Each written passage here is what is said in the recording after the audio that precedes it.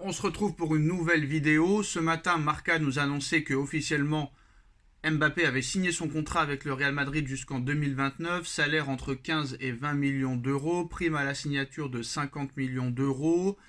Et à l'arrivée, Abdellah Boulma a démenti cette information comme quoi Mbappé n'avait pas encore signé son contrat officiellement avec le Real Madrid. C'est vrai que c'est dur de signer un contrat qui est divisé par 4. Alors attendu cet été au Real Madrid, Kylian Mbappé annoncera le passage à une nouvelle ère pour la Casablanca normalement. En tout cas, le Real Madrid règle les derniers préparatifs pour Kylian Mbappé.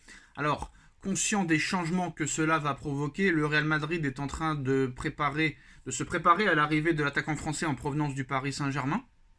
Alors un véritable séisme pour la planète football puisque le Paris Saint-Germain va perdre sa star, l'un des, si ce n'est le joueur le plus bankable de la planète, et cela va provoquer un nouvel équilibre des forces au sein des clubs phares du football européen.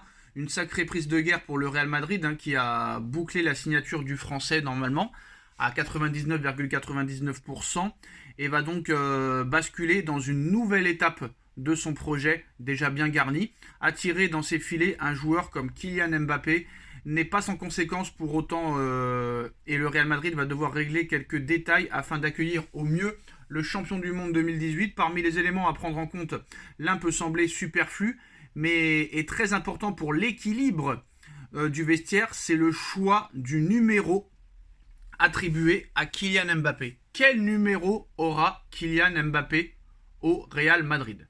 Comme l'explique As aujourd'hui, 3 options tiennent la corde pour Mbappé.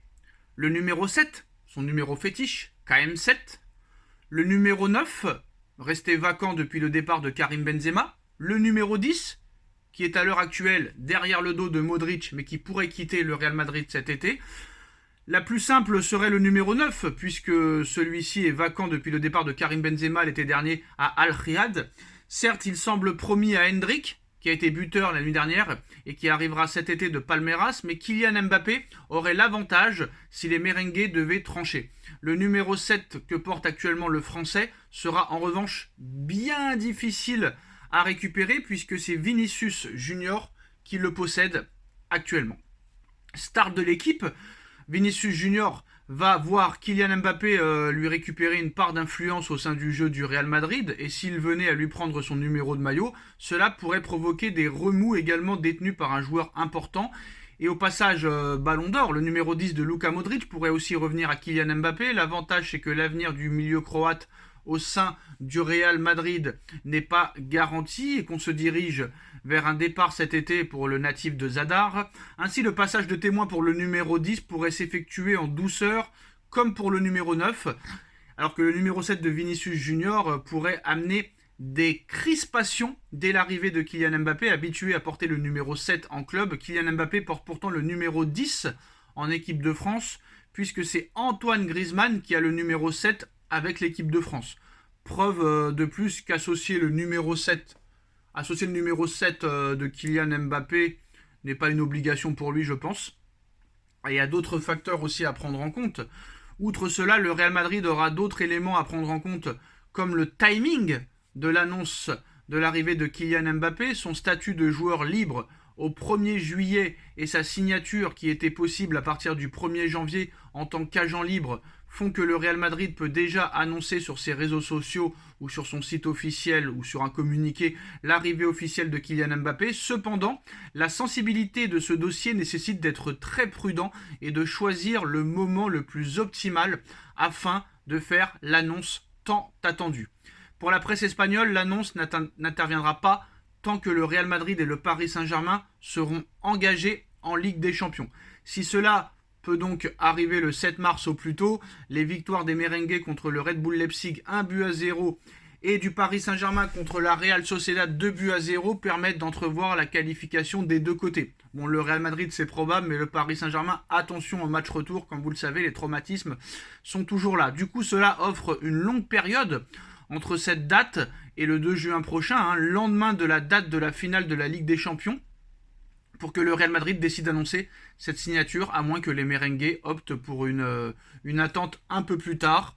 Mais avant avant l'Euro 2024 qui débutera le 14 juin. Sa présentation au Santiago Bernabéu risque d'ailleurs d'être retardée alors que la saison du Paris Saint-Germain se terminera au plus tôt le 18 mai, date de la 34e journée de Ligue 1, ou le 25 mai, finale de la Coupe de France, voire le 1er juin, s'il y a une finale de Ligue des Champions pour le PSG. La présence de Kylian Mbappé à l'Euro 2024 avec l'équipe de France risque de l'occuper pendant un moment, lors d'une compétition se déroulant entre le 14 juin et le 14 juillet 2024 en Allemagne. De plus, ce dernier pourrait aussi être impliqué aux Jeux Olympiques avec un tournoi se déroulant entre le 24 juillet et le 9 août.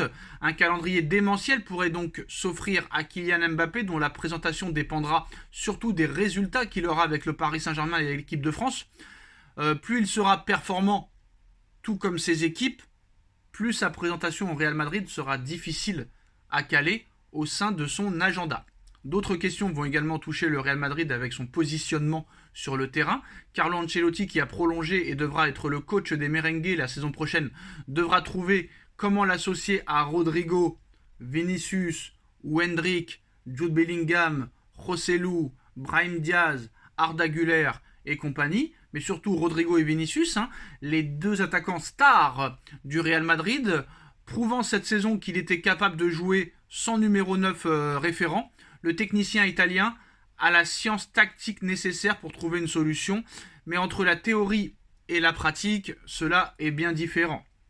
Quoi qu'il en soit, le Real Madrid sera impacté sur la planification sportive avec l'arrivée de Kylian Mbappé.